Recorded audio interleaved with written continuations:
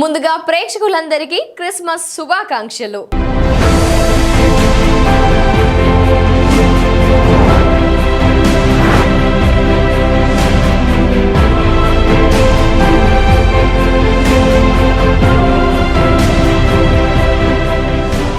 Christmas యేసుక్రీస్తు జన్మ పండుగ. ఈ రోజు ఈ పర్వదినాన్ని పురస్కరించుకొని క్రిస్మస్ గురించి ప్రపంచవ్యాప్తంగా ఉన్న అతిపెద్ద చర్చ్ల గురించి తెలుసుకుందాం.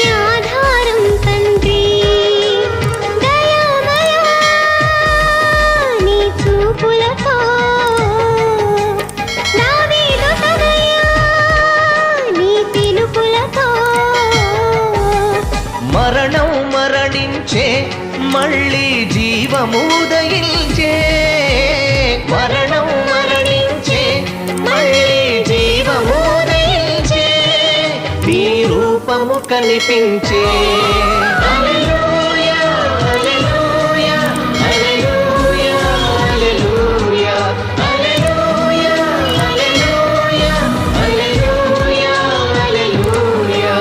క్రిస్టియన్ మతపరమైన పండుగల క్యాలెండర్ కి క్రిస్మస్ కేంద్రం లాంటిది.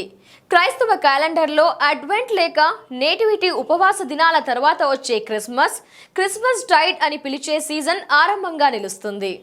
కొత్త నిబంధనలోని సాంప్రదాయిక క్రిస్మస్ కథనం ప్రకారం రక్షకుని గురించిన జోస్యాలను అనుసరించి జోసెఫ్, మేరీ బెత్లెహేం వచ్చినప్పుడు వసతి గృహంలో గదులు లభ్యం కాకపోవడంతో పశువుల పాకలో వారికి ఆశ్రయం దొరికింది.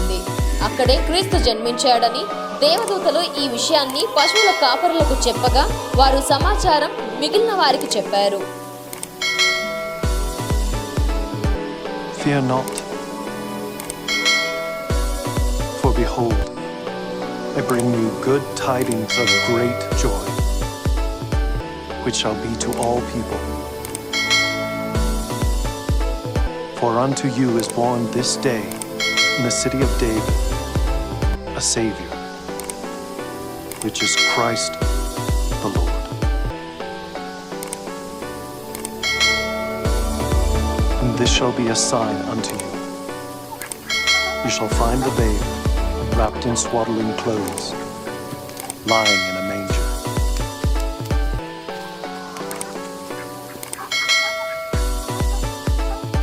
ప్రపంచవ్యాప్తంగా అనేక దేశాల్లో క్రిస్మస్ సెలవుల రోజు ఈ పండుగను క్రైస్తవుల్లో అత్యధికులు మతపరంగాను క్రైస్తవేతరులు సాంస్కృతికంగాను జరుపుకుంటారు. పశ్చిమ దేశాల్లో సెలవుల సీజన్లో అత్యంత ముఖ్యమైన భాగం. క్రీస్తు ఏ నెలలో ఏ తేదీన జన్మించాడన్న విషయం తెలియకపోయినా 4వ శతాబ్ద మధ్య భాగం నాటికల్లా పశ్చిమ క్రైస్తవ చర్చ్ క్రిస్మస్ ను డిసెంబర్ 25 నాటికి నిర్వహించడం సాగించింది. ఇదే తేదీని తర్వాత కూడా తూర్పు క్రైస్తవం కూడా స్వీకరించింది. ప్రస్తుత కాలంలో క్రైస్తవుల్లో అత్యధికులు గ్రెగోరియన్ క్యాలెండర్లోని డిసెంబర్ నెల 25వ తేదీన ఈ పండుగను జరుపుకుంటున్నారు. అయితే కొన్ని తూర్పు క్రైస్తవ చర్చీలు పాత జూలియన్ క్యాలెండర్ ప్రకారం జూలియన్ డిసెంబర్ నెల 25 తేదీన అంటే ప్రస్తుత గ్రెగోరియన్ క్యాలెండర్లోని జనవరి 6వ తేదీన జరుపుకుంటున్నాయి. ఈ తేదీ తర్వాత రోజునే పశ్చిమ క్రైస్తవ చర్చీలు ఎపిఫనీ అనే పండుగను చేసుకుంటాయి. అయితే ఇది డిసెంబర్ 25 తేదీ పైన అనంగీకారం కాదు. డిసెంబర్ 25 తేదీన ఏ క్యాలెండర్ని అనుసరించి నిర్ణయించాలన్న అంశం పైన తూర్పు క్రైస్తవుల్లో కొందరికి జూలియన్ క్యాలెండర్ మీదున్న మొగ్గు. పైపెచ్చు క్రైస్తవులు సరిగ్గా ఏ తేదీన జన్మించాడో అదే తేదీన పండుగ చేసుకోవాలన్నది క్రిస్మస్ ప్రధాన కారణం కాదని, దేవుడు మానవ రూపంలో మానవ జాతి పాపాలను తొలగించడానికి భూమిపైకి వచ్చాడన్న కారణంగానే క్రిస్మస్ జరుపుకోవాలని, అదే క్రిస్మస్ పండుగకు ప్రధాన ఉద్దేశంగా ఉండాలని సిద్ధాంతం.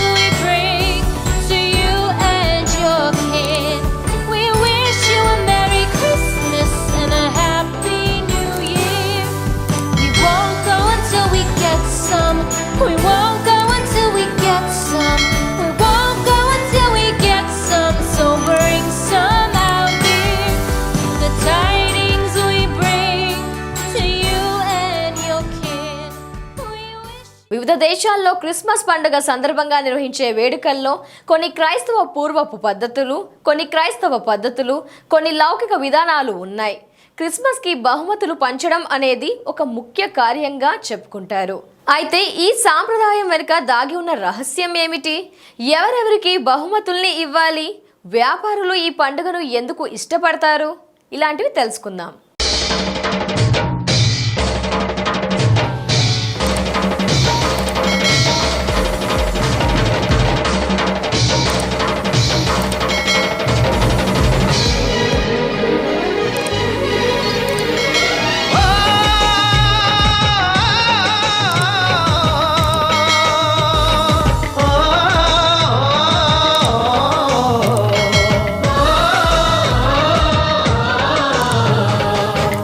సాగర ప్రేమ స్వరూప రక్షకుడా, మా బాధలు మాపై తెంచావ సాధకుడా, నీ బోధలే మాకు వెలుగు దివ్యలు పావనుడా.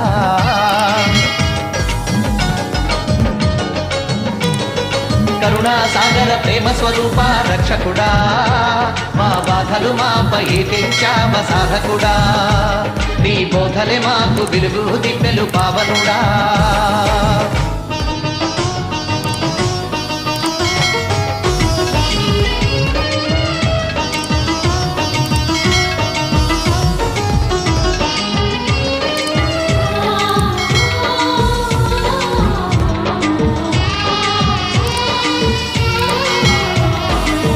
చూపులేని కాయాన్ని, చీకటి గాయాన్ని దేవసుతని స్పర్శ పావనం చేసింది.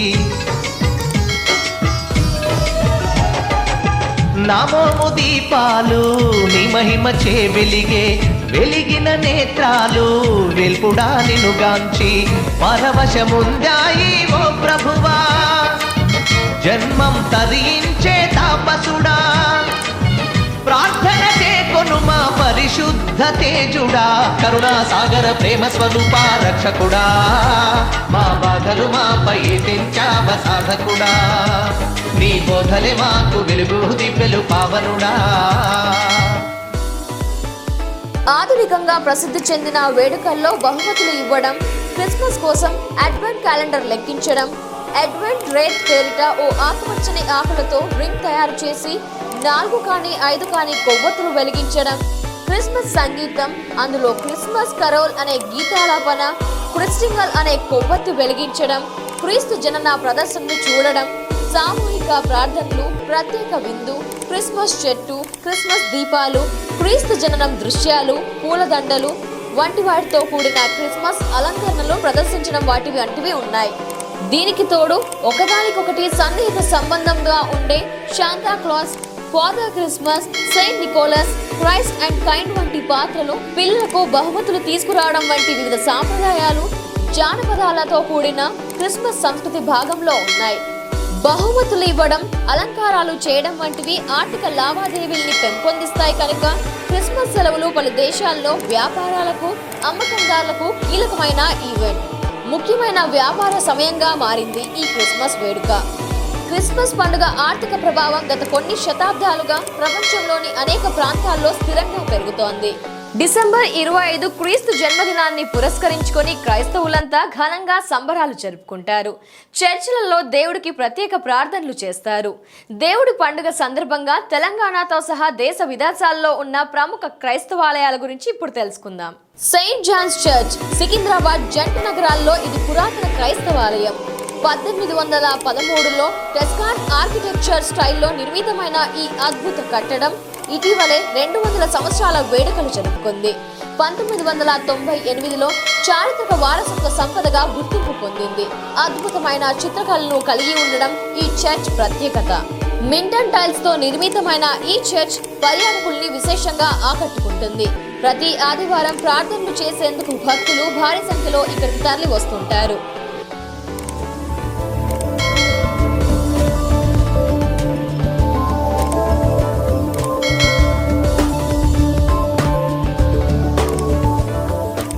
ఆల్ సెయింట్ చర్చ్ తిరుమలగిరి జంట నగరాల్లో నిర్మితమైన ప్రముఖ చర్చిల్లో ఇది కూడా ఒకటి.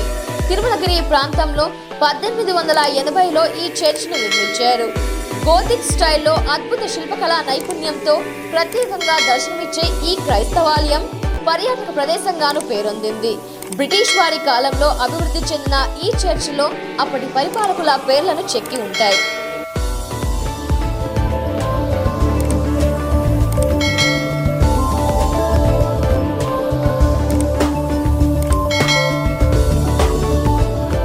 Basilica of Bom Jesus church, old Goa. Jolly trip వెళ్లాలనుకునేవారు ఫస్ట్ చాయిస్ ఎప్పుడూ కూడా గోవానే. అక్కడి ఎంజాయ్మెంట్ ని తనివితీరా ఆస్వాదించాలనుకుంటారు. అయితే అక్కడ మరో అద్భుతం కూడా ఉంటుందని మాత్రం మర్చిపోవద్దు. అదే ఓల్డ్ గోవాలోని basilica of Bom Jesus church. Baroque స్టైల్లో నిర్మితమైన ఈ చారిత్రక చర్చ్ దేశంలోనే ప్రముఖమైనదిగా పేరొందింది.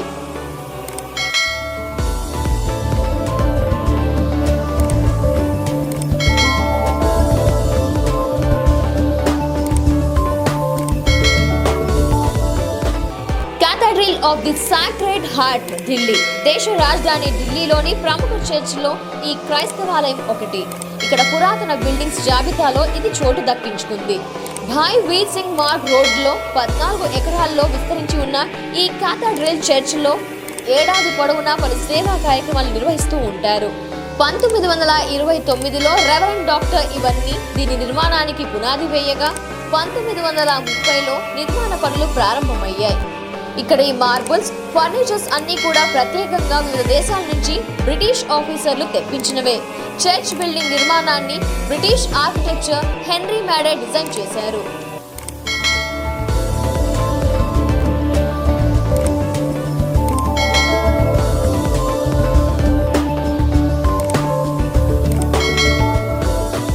Saint Andrews Basilica, Kerala. ఇండియాలో చర్చిలకు కేరళ ఎంతో ఫేమస్, ప్రత్యేకంగా చెప్పాల్సిన పనే లేదు. మరి కేరళలో ఫేమస్ చర్చ్ ఏదంటే మాత్రం ఆర్తుంకల్ సెయింట్ ఆండ్రూస్ బెసిలికా పేరే ముందుంటుంది. డయాసిస్ ఆఫ్ అలెప్పీగా మారిన తొలి బెసిలికా చర్చ్ ఇదే. అంత ఫేమస్ చర్చ్ కాబట్టి ఏటా ఇక్కడికి సందర్శులు, భక్తులు లక్షల్లో వస్తూ ఉంటారు. ముఖ్యంగా క్రిస్మస్ పర్వదినంలో ఇక్కడ కాలు పెట్టేందుకు కూడా సందు దొరకదంటే అతిశయోక్తి కాదు మరి.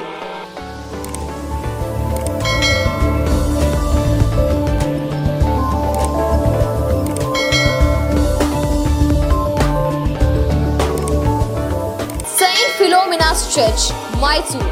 మైసూర్లోని గొప్ప స్మారకం సెయింట్ ఫిలోమినాస్ చర్చ్. ఇది జర్మనీలోని కోలన్ కేథడ్రల్ చర్చ్ ని పోలి ఉంటుంది. 1936లో ఫ్రెంచ్ ఆర్కిటెక్చర్ డాలీ అద్భుతమైన చిత్రకళతో దీన్ని నిర్మించారు. దీన్ని సెయింట్ జోసెఫ్ చర్చ్ గా కూడా పిలుస్తారు. చర్చ్ ఎదుట ఉన్న సెయింట్ జోసెఫ్ విగ్రహం ప్రత్యేక ఆకర్షణగా కనిపిస్తుంది. అందుకే ఈ చర్చ్ మైసూర్లో ప్రధాన దైవ క్షేత్రంగా, పర్యాటక ప్రదేశంగా ప్రసిద్ధికెక్కింది.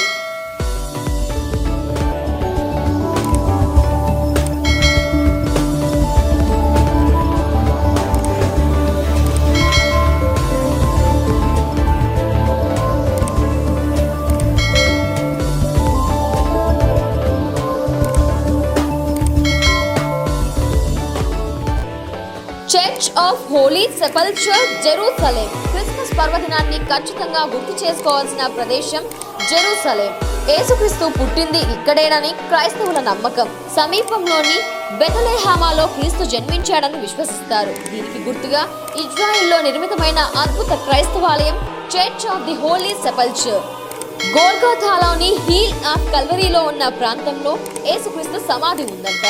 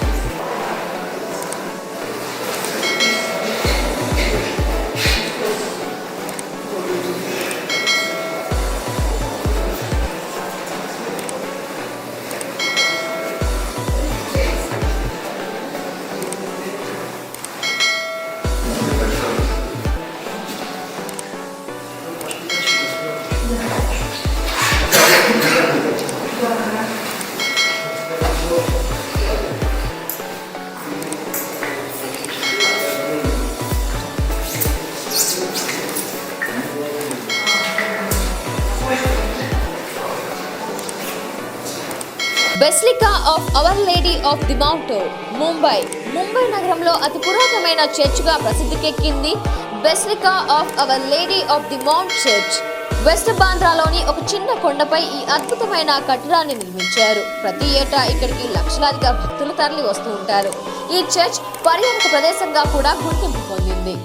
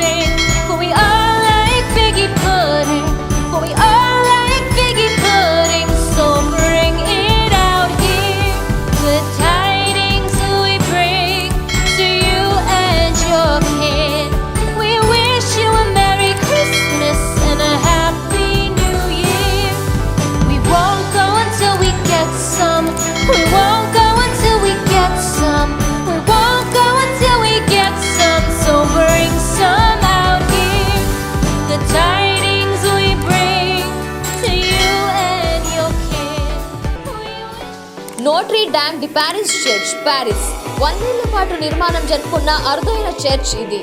యూరప్లోని ఈ అందమైన కేథడ్రల్ చర్చ్ లో ఎంతో ప్రత్యేకత ఉంటుంది. వీటిపై ఏర్పాటు చేసిన శిఖరం, రంగులు అద్దిన గాజు అద్దాలు, విగ్రహాల ప్రతిష్టాపన, ప్రతి అంశము అద్భుతంగా కనిపిస్తుంది. అందుకే చారిత్రక వైభవాన్ని తిలకించేందుకు వివిధ దేశాల నుంచి సందర్శకులు ఇక్కడికి తరలి వస్తూ ఉంటారు. క్రిస్మస్ వేడుకల్లో భాగంగా చర్చ్ లో సరికొత్త సందడి నెలకొంటుంది.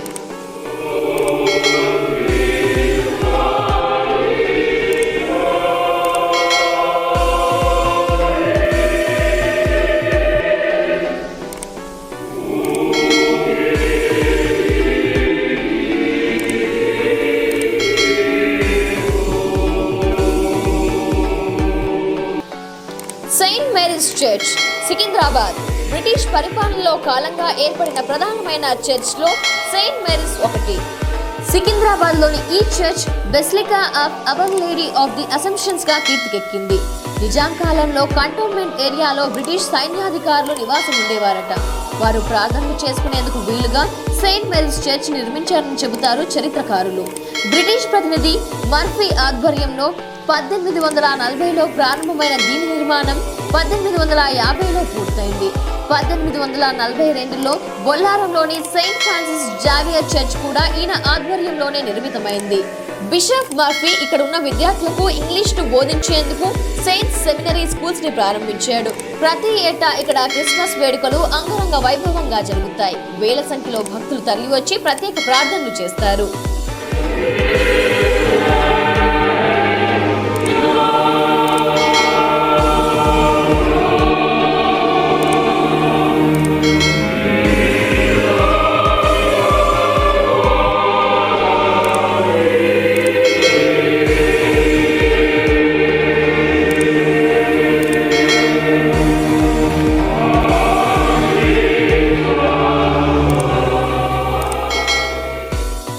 కేథడ్రల్ చర్చ్, మెదక్ ప్రపంచంలోనే ప్రముఖమైన క్రీస్తు ఆలయంగా పేరొందిన మెదక్ కేథడ్రల్ చర్చ్ విశేషమైన ప్రత్యేకమైన చరిత్రను సొంతం చేసుకుంది. తెలంగాణ రాష్ట్రంలోని మెదక్ పట్టణంలో ఉన్న ఈ క్రైస్తవ క్షేత్రం దేవుని సన్నిధిగా, పర్యాటక క్షేత్రంగా విరాజిల్లుతోంది. బ్రిటిష్ వారి కాలంలో ఈ క్రీస్తు దేవాలయం నిర్మించబడింది. మొదటి ప్రపంచ యుద్ధ కాలంలో ఈ ప్రాంతంలో విపరీతమైన కరువు తాండవం చేసింది. తిండి లేక జనాలు అల్లాడిపోయారు. దీంతో అప్పుడున్న రెవరెండ్ వాకర్ పోస్నైట్ ప్రజల ఆకలి తీర్చేందుకు చర్చ్ నిర్మాణం ప్రారంభించారు. చర్చ్ నిర్మాణంలో పాలు పంచుకునే వారికి అన్నం పెడతామని ప్రకటించి పనికి ఆహార పథకం మొదలెట్టారు.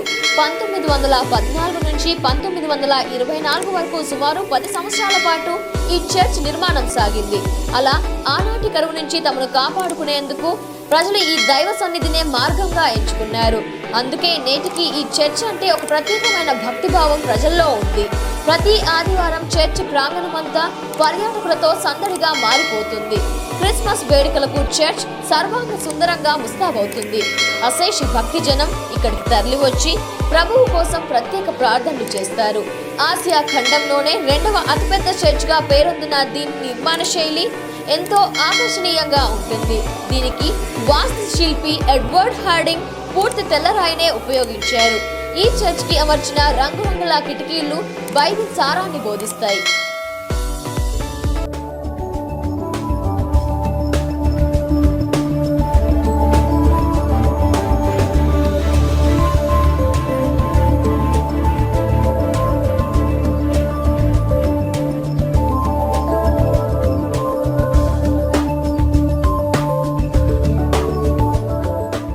సో ఫ్రెండ్స్, చూసారు కదా, ప్రపంచంలోని చర్చ్లన్నిటి గురించి తెలుసుకున్నారు కదా. ఇది వాటి Christmas special programme. So viewers, మరి ఒక్కసారి ప్రేక్షకులందరికీ క్రిస్మస్ శుభాకాంక్షలు.